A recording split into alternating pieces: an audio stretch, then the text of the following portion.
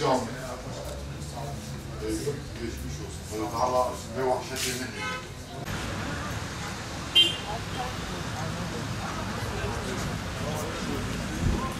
Geçmiş ve baskı ile. Baskı ile. Razıydı. Geçmiş olsun.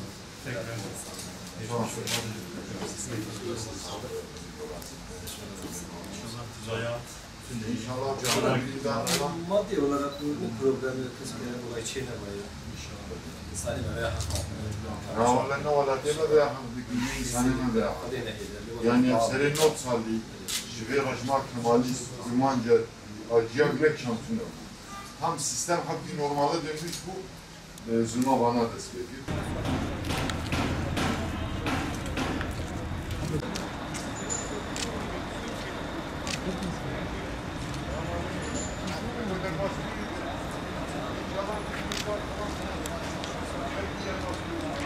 Kızıltepe Devlet Hastanesi önünde meydana gelen saldırıda maalesef 3 vatandaşımız, biri polis, 3 vatandaşımız hayatını kaybetti.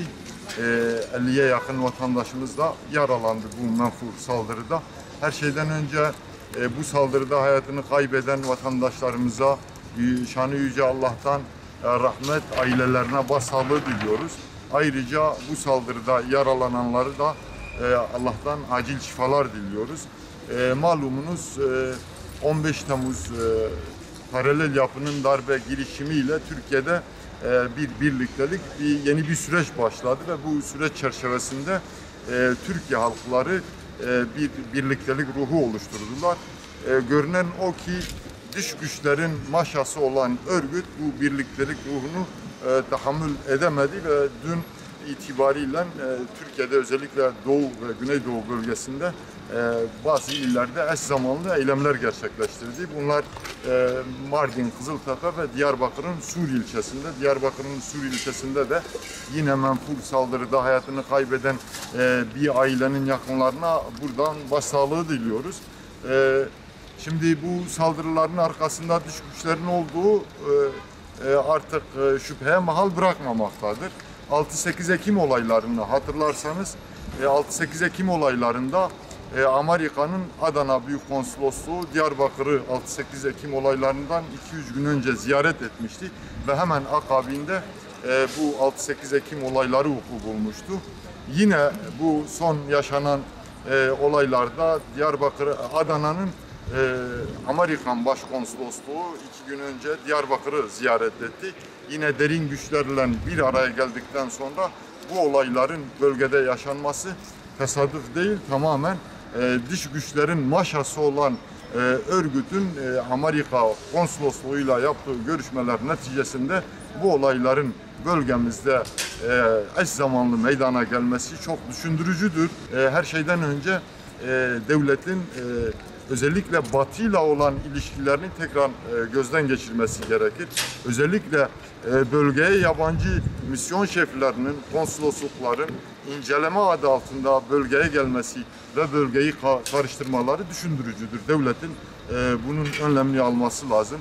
Bölgemiz bunları hak etmiyor. Malumunuz örgüt ilk günden beri bölgeyi özgürleştireceğini söylüyor. Görüyorsunuz, bölgeyi özgürleştirdi. Bakıyorsunuz. Yani apartman dairelerinde insanları apartmanlardan özgürleştirdi. Apartmanları insanlardan özgürleştirdi. Yaptığı tahribatı görüyorsunuz, göz önündedir. Halkımız yaklaşık 90 yıl sistemin zulmüne maruz kaldı ama sistem son 10-15 yılda biraz normale döndükten sonra bu defa örgütün zulmüne maruz kaldı.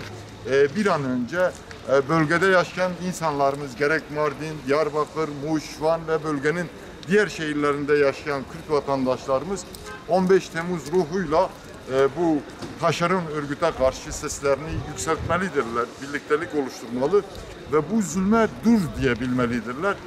Biz yaptığımız ziyaretlerde bunun emarelerini görüyoruz. Artık herkes bu zulümde yaşanan bu olaylardan muzdariptir. İnanıyoruz ki örgüt çöküş sürecinin başlangıcını şu anda yaşıyor. Çöküş sürecinin cinnet halini yaşıyor ve temennimiz bir an önce bölgede bu olayların son bulması, bölgenin normale dönmesidir.